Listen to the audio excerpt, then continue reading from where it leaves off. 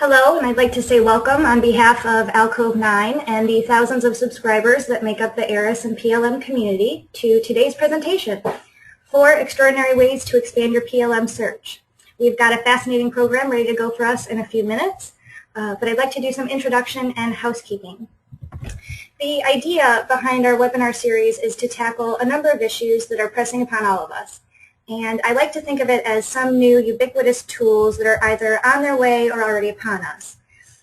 If you think back a number of years, nobody had a fax machine and then everybody had a fax machine, or nobody had email and then everybody had email. And we're getting to a point now where a few years ago you probably didn't really think about searching in your own environment, and now you have to. So I'd like to thank Sam Abu-Hamdan and Marc Lind for stepping up and leading us into this next segment of our series. A little bit more of an introduction. If you think about search, we're so used to going to the search box on the top of our browser and finding something via Google or Bing or whatever tools that we use. The lament that I hear over and over again in the design and development community is, why can't I just Google my data for my last project or the one before that? So while we have PLM systems and PDM systems and a number of different ways to migrate and organize our data, one essential element that needs to be part of every organization's strategy in working with its existing data as well as its legacy data is search.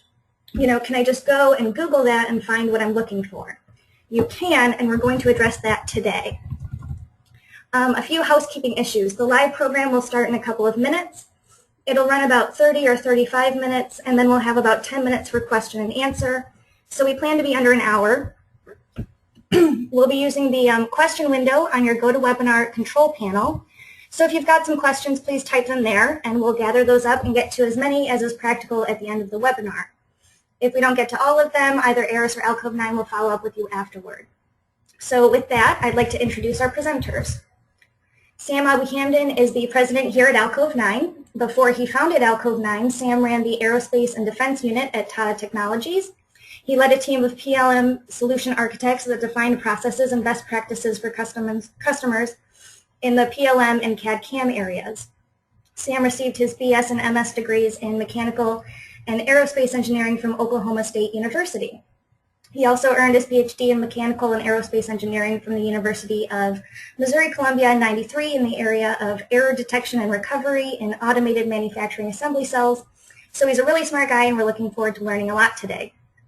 Marc Lind brings over 20 years experience in enterprise software and manufacturing and draws on a customer-centric perspective to create revenue-driven marketing strategies.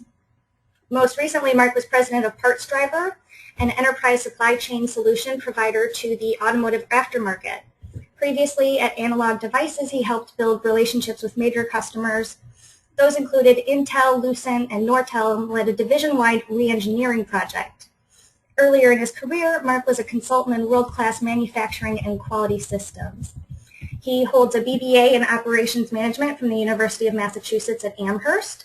Marc has many accolades, but a few of them include he has a membership of the Association for Manufacturing Excellence, the Association for Operations Management, and he also belongs to the Product Development and Management Association. So with that, I will hand the presentation over to Marc. Thank you, Megan, and thank you to everyone for joining us today. I'm proud to be part of today's session and am looking forward to learning about the 4 extraordinary ways you never knew to expand your PLM search, and to seeing the live demonstration of Alcove 9 embedded in the ARAS Innovator Enterprise PLM solutions.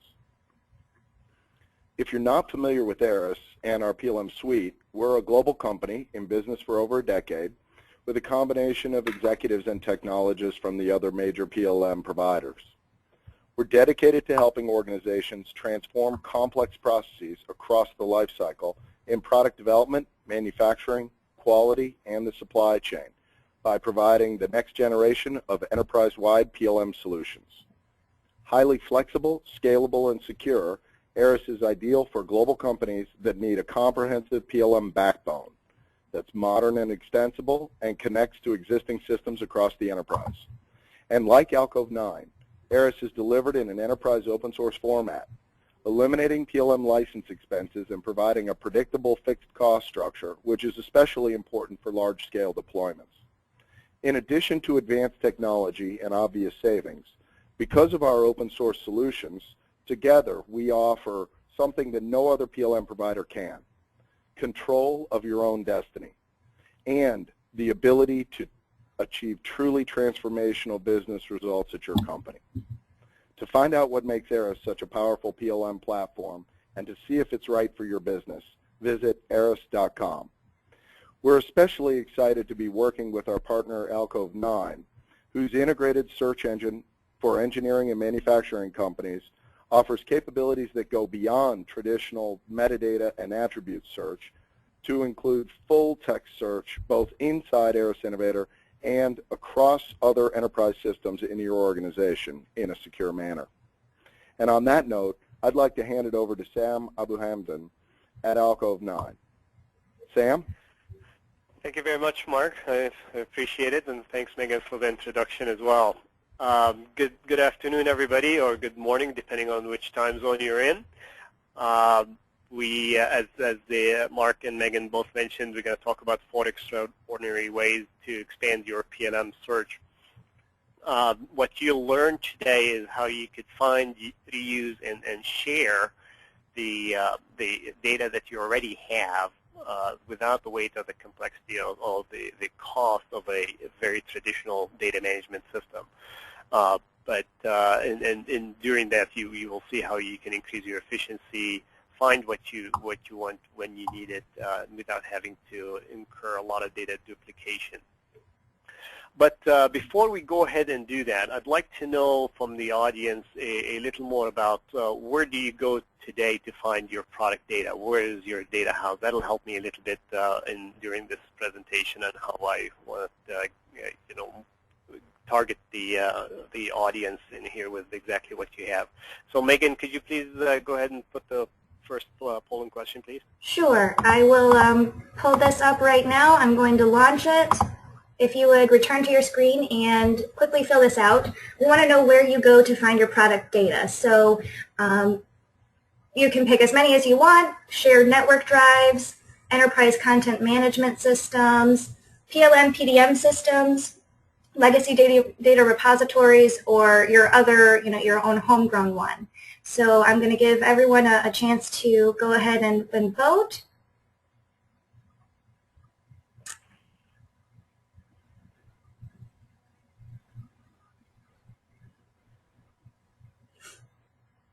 Okay, last chance. I'm about to close it. Okay. Here are the results. We have 50% say shared network drives, 25% use enterprise content management, 50% also use PLM, 50% on legacy data, and 25% for the other database. So I hope that helps you, Sam.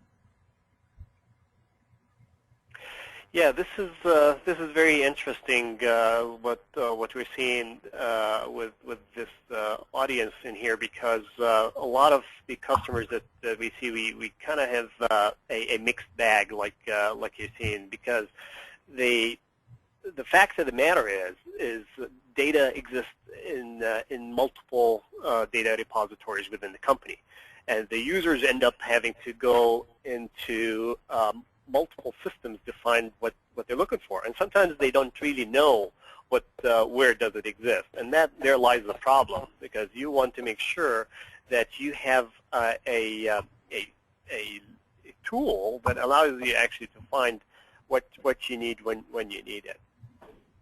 So let me take you through some of the takeaways that I'd like you to get out of this presentation.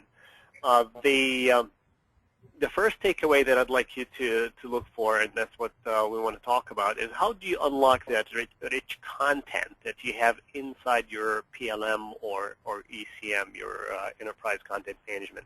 There's a lot of information in there, but if you can't really access it and have be able to make a true decision based on the data that you have, then you haven't really done yourself a lot of good. Second takeaway that I'd like you to get out of this presentation is how you can access, view, and use your part data without even having to leave your ARAS Innovator session. If you're working within the ARAS Innovator environment, and you'd like to stay there, how could you access all your data? And third one is, how do I go deep inside my files to be able to do a full text search beyond the naming conventions, beyond the metadata, beyond the file attributes? How could I do that in order to find that text inside the different files? And last but not least is, how could I use this tool to reuse what I already have, any legacy data even, and how can I immediately deploy it without the hassles, the costly implementation, or the training?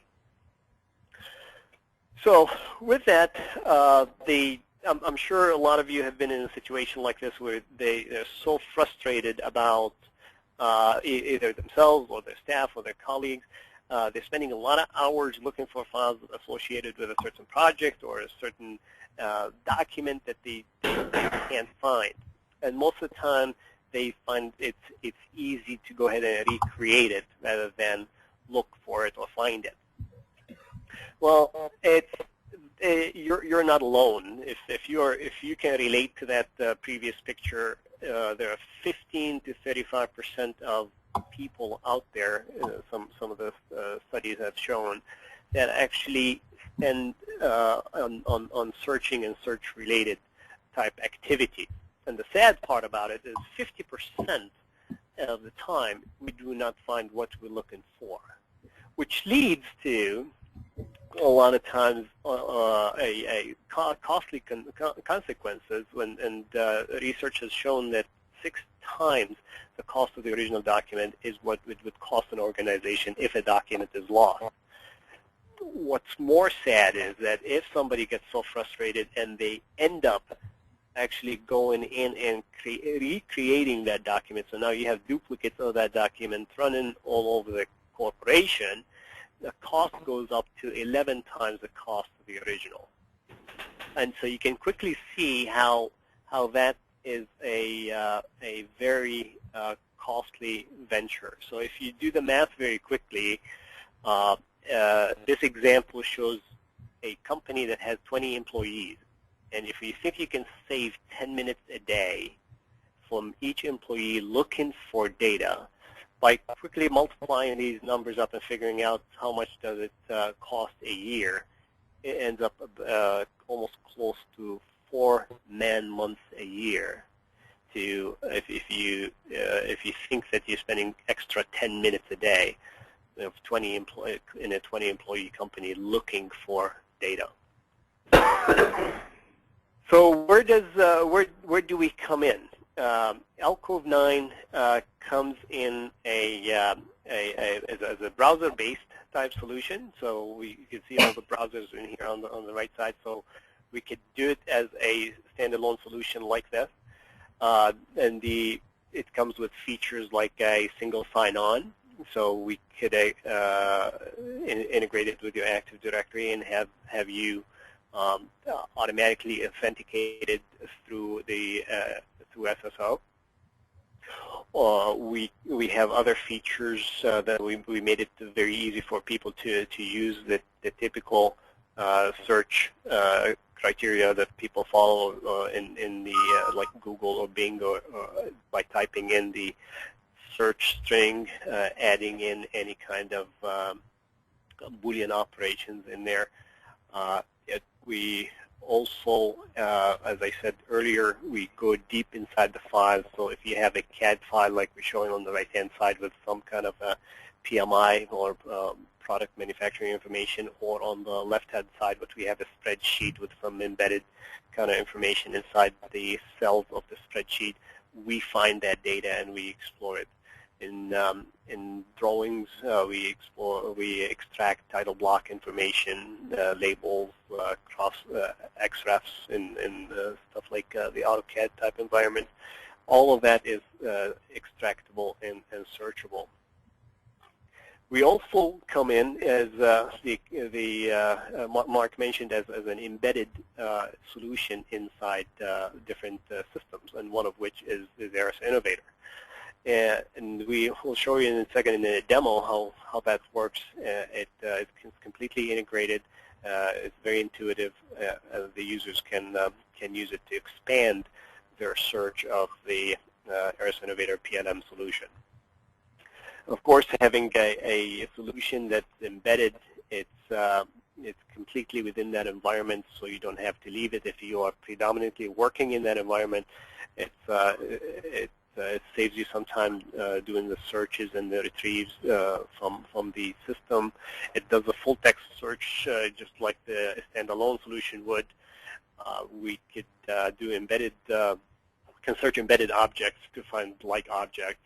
And we also permit the users to map objects that have tags inside the system, so that if you, as we are extracting the data for you, if you want to associate it with certain tags, so you can narrow your search down on certain tags, we could do that as well to refine your search and help you find what you're looking for much quicker. The embedded search can also either embedded actually or in the standalone. We create profile cards, and those profile cards are basically all the information that we collect about that object. It could be in the form of attributes. It could be in the form of related data. If it's an assembly, we tell you what it is composed of. If it's a part that's used within an assembly, we tell you where it's being used without even having to open those models. So we extract that intelligence out of the parts and models, and we provide it to you through these profile cards. And last but not least is access to legacy data as is, with all the refinement tools that we provide for you in the solution, either, again, if it's embedded or outside the ARAS. You can refine your search so you can narrow it down exactly on what data you're looking for. If it happens to be in a certain repository or it has certain attributes that will identify it as legacy data, will help you find it so that you don't have to recreate data all the time. So with that, I'm going to go ahead and move to our embedded solution. I'm sorry, before we go to the embedded solution, I just want to give you a little flavor of the browser-based solution. It requires a login, like I told you, so that you can get authenticated as a user. Once you do that, then you get into the system. That way it allows you to see what you're only allowed to see. The way we do that is we get all the active control lists, or access control lists, sorry, the ACLs, and we mash it up with the data that we index, so you can only find what you're supposed to. This is the interface. It looks very familiar to most of you. It's a very Google-like type search. The user right away can tell that this is a search string up on top, that or a search field, I should say, where they need to put in or type in the search string, and the results show up right below. This is a small database that we have, demo database that has about 1,400 different items in it. If I want to type in the word engineering, for example, and I go ahead and search for that, within minutes we could see, within seconds we can see that it will find not only the word engineering in titles, but also inside the different documents that we have. This is happens to be a Word document. This is another Excel sheet. Notice that it finds variation of the word itself. Engineering could be engines, or it could be engineer or engineers. Whatever the case might be, it will find that for you. The tools that we have on the right-hand side are refinement type tools. Notice that this search had produced 319 different documents. This would be a little too much for somebody to look through to find what they, if they're looking for a document or two. So we provide these categories over to the side to help you reduce the number of hits that you got. You could do it by date. So if you know, for example, you created that document in 2006, you have only 10 documents to look through. But maybe it's in 2011 where you have 135. That's still a lot. So we could refine it even further by file type, or by author, or by a number of categories that we provide for you.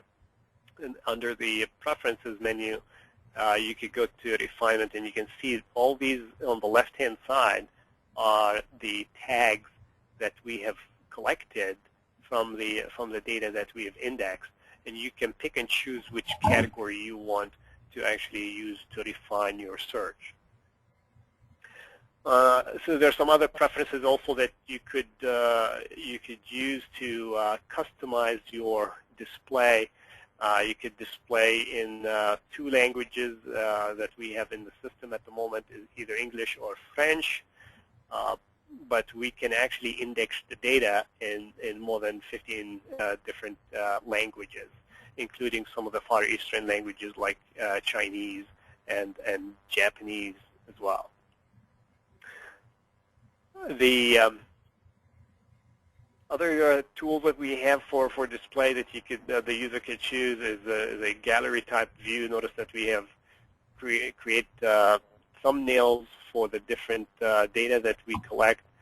If your data happens to be image-based data, that will also help you further looking or deciphering exactly what you're looking for and get to that document very quickly. You can save your searches if you have a specific search that you type in most of the time. Maybe it involves some kind of complex type searches, so you don't want to type it all the time. You could do search, go ahead and save it, and it becomes available for you in a pull-down menu. Or we can actually, if you hit the display button in the save menu right here, this will allow you to create a tab. So like this tab that you see on the top, you can create as many tabs as you want up on top, so that you can just click on the tab that you want and see that saved search without having to type it in again. Some other tools also, we have like a date slider and some reporting tools that shows pie charts of different type of data that you probably want to show your users. This can be configured as exactly like you want it within your company. So if there's certain types of data that you want to report on, you can do this to show whatever pie chart you'd like. The one other thing I'd like to show, we have embedded a viewer technology, CAD viewing technology inside of our solution, so that if you happen to, let me reset the search for a second. If you happen to be looking for some CAD data, for example, I have some examples of CATIA data in here. You can simply just click on the viewable thumbnail, and what that would do is would download the image that we have, the CAD image, inside our embedded viewer. That allows you to manipulate the part in, if it happens to be a 3D part, you could zoom in, you could zoom out, you can rotate it, you could do some measurements on it if you'd like, whatever the case might be. So if somebody is doing some kind of like a quick engineering review, they don't have to really pull a CAD license dedicated just for their design review. They can actually just use a viewer like this. It has measurements, like in this example, I'm doing measurements between these 2 holes. It says you want it from center to center, center to tangent, whatever the case might be, and you get the dimension displayed on the part.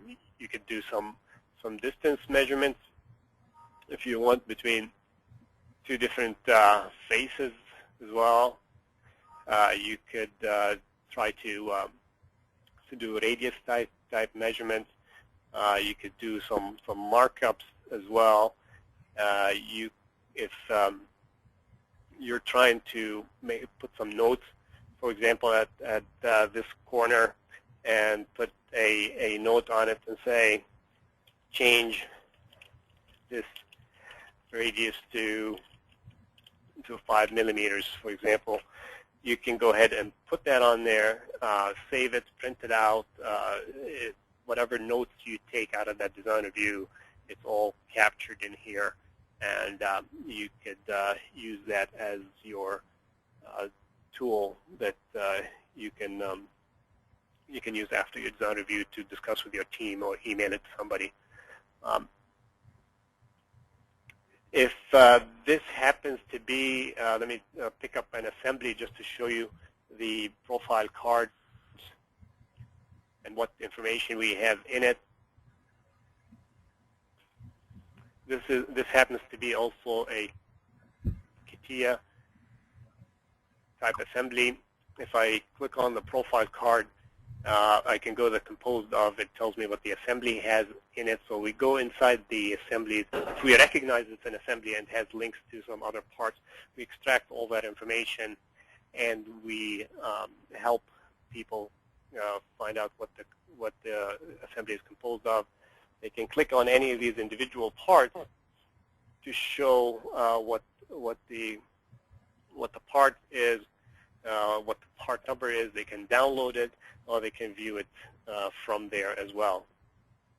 They can go and do a where used. So not only we can do a parent-child relationship, but we can do a child-parent relationship too. So if you have a child and you want to see which assembly it's used in, you can click on it and it will show you where it's being used. That's pretty much a quick run through the standalone solution.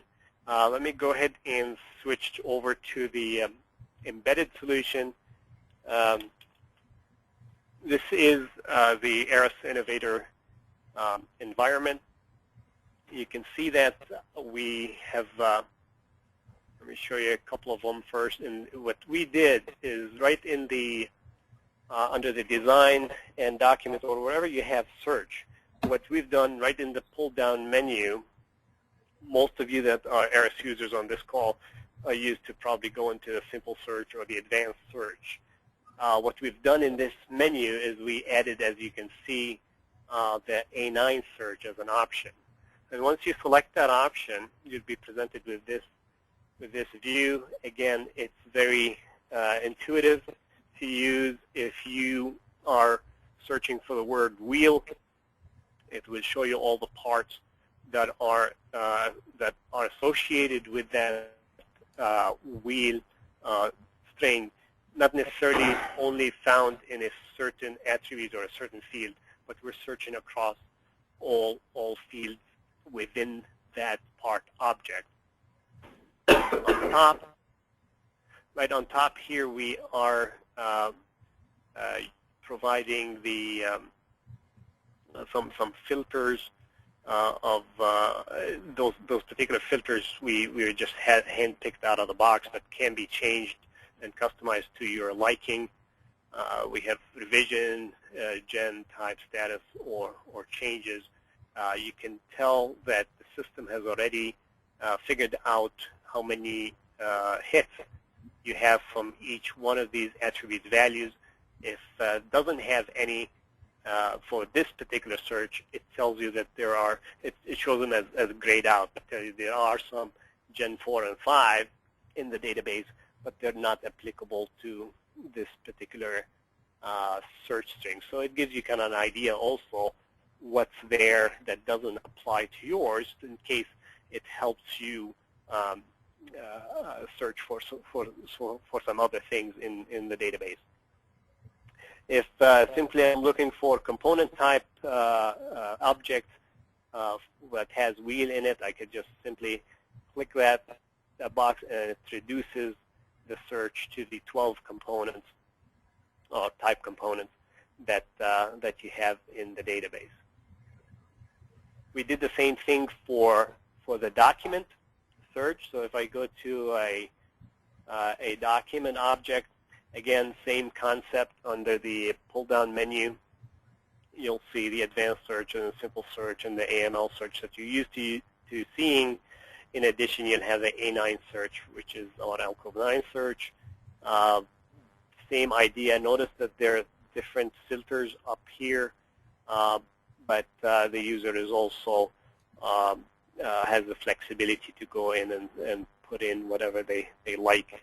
So if I'm searching for the word wheel again in here under the document type, notice that I'll see different documents we have added.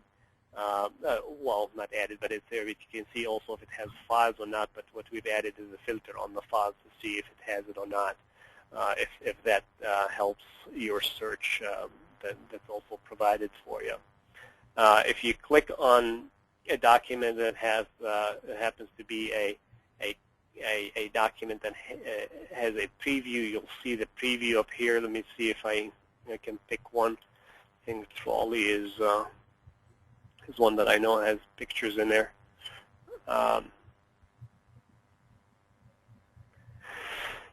I can't remember which one is it, but we have some you see that if it's a document with some text, you'll see the thumbnail of it, but most likely it's not really a document with text. You don't doesn't really make a whole lot of sense if it's a textual type, but if it's a picture or a CAD document, that could make a difference for you. In addition to the search that is object specific, in case, like I showed you with the parts and the document object, we've added also what we call A9 global search to the table of contents. So if you look at the very bottom, the table, the A9 global search, what it does, it searches, like the name indicates, globally within your database. So it's not a specific search for a specific object. It's across all objects. And that's the search also where if you would like, if you have some data, if you like to search into some data that's outside. Mark, could you just mute your line, please? I don't know if it's muted or not. Thank you. And if you have data outside the ARAS Innovator database, you can see that we could find it, and you can filter through it and find what you're looking for. This particular database that we have is you can tell what the totals are before you even start a search, and that sometimes could be helpful for you. It tells you what the different item types that you have inside this this database. Again, the same concept. You type in whatever you're looking for, and within seconds you get the data coming back to you with the word trolley showing up in multiple objects. This is a part item type that is an assembly. You can see how the picture of the thumbnail also looks like on the left-hand side. If it's a CAD document, you'll see that as well. In here, you could double-click on the item to show the profile card for it, so you can get some more data on this particular part, plus all the native files and whatever other information you have about it. With that, I think. Oh, one more thing is the filters on here work exactly the same way. So you can see in some of them they have subcategories too. So this classification has a mechanical subcategory as well as a sub for assembly and drawing. So we can go as far as your data model is constructed, and you can customize these filters to your data model at your own organization. So with that, I want to open it for questions. That concludes the demonstration part of the presentation. So Megan, do we have any questions that are coming in? We do. Let me pull it up here. Starting to get some. First question, how much effort is involved with the deployment of A9?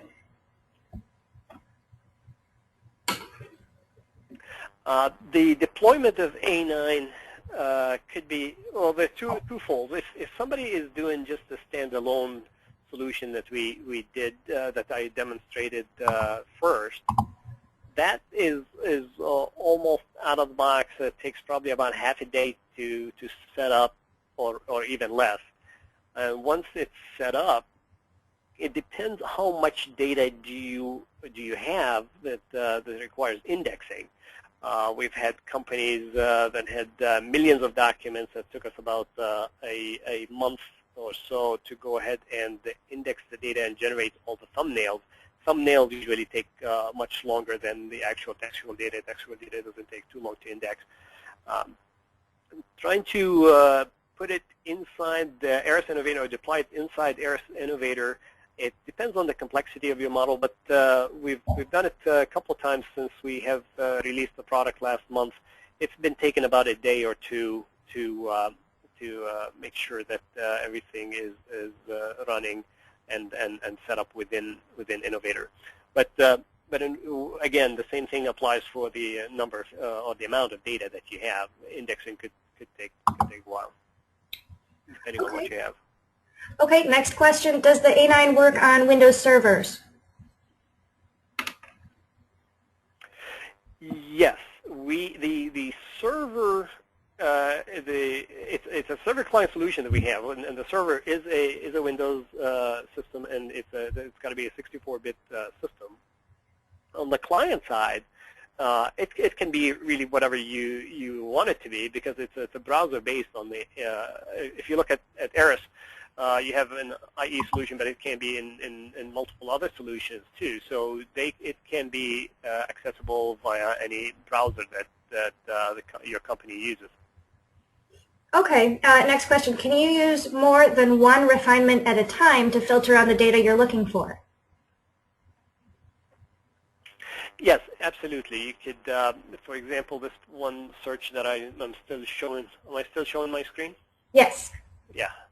So you could see that I could, for example, search on or refine on part, and maybe I want just the assemblies. In this case, I could just click the second search, and it reduces to that one that you already have in the database, or the only one that you have in the database. So you can use multiple refinements at the same time.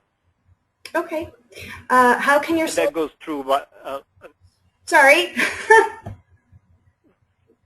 No, that's great. I was just going to say that this is true also for the standalone as well. You can do multiple refinements at the same time. Okay.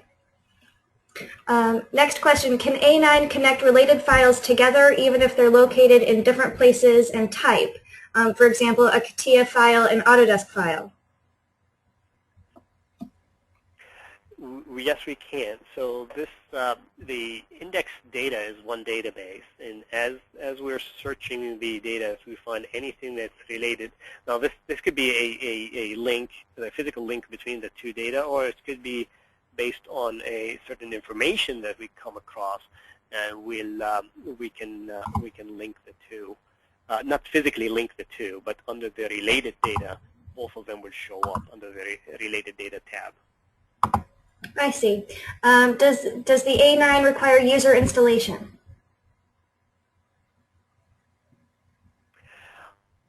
The user side installation is there are multiple answers, I guess, to this. If there are some add-ons to our solution, for example, the viewing for the CAD is an add-on, and depending on which viewing solution the customer wants, we have more than one available. Some require client installation, some don't. Some just they're web enabled, and then they can just launch in a Java type solution, and they can just launch right within your browser if your browser supports it. That's the standalone solution, but for on the ARAS embedded, for example, there's hardly any client installation needed. Okay. I'm kind of mashing questions here. What's involved in leveraging existing data and building databases required for search? Okay, so there are two questions. So leveraging existing data. So leveraging if you point our solution to look at maybe, let's say, a certain hard drive, external drive, or network drive that has legacy data from 20, 30 years that you've had, you could just point it to that solution and it will go through the indexing process. And once the user type in any kind of search string that has a match on that silo of data, then you'll see a hit. And it doesn't really. So you're leveraging that data by really pointing our solution to go and index that data. If you have multiple systems and let's say you have an old database of some maybe a data management system that you're migrating away from it and you're going to a new data management system, the choice is yours if you want to migrate all the data or keep it as is and use one of our connectors, because we provide connectors to some proprietary data management systems that you could just put that connector in between Alcove 9 and that PLM, and we can go in and index that data for you and bring it to life, if you will, anytime a user is looking for that data. So we can pretty much through connectors or through XML export find any data that you have within your organization. I'm sorry, what was the second part of the question, Megan? The second part of that question was building databases. What's involved in building the database required for searching? I'm assuming he means within Alcove 9. Oh, right. So within Alcove 9, our install or our package solution comes with a MySQL database, which is used specifically for the for building the index data. So once we index the data, we store all the results in the MySQL, so the users, when they're typing in the information, we only hit in that small database of indexed information. So that's a database that we have within Alcove 9. Okay. How do I get started? How do you get started?